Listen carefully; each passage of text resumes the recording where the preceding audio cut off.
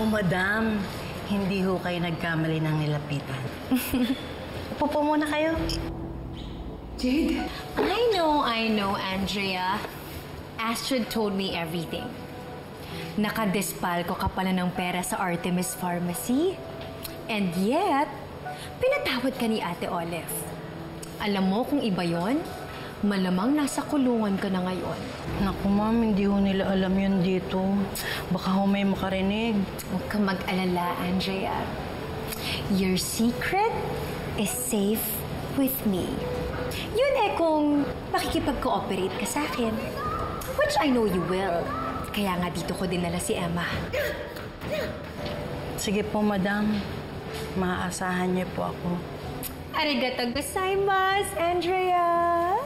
Pinabas niyo ako dito! Down payment pa lang yan. Kapag natuwa ako sa trabaho mo, mas malaki pa ang bonus mo. Naku, madam, sabi ko na nga, baka simbait niyo yung kapatid niyo. But wait, madam. Ano ho bang pagagawa niyo sa akin?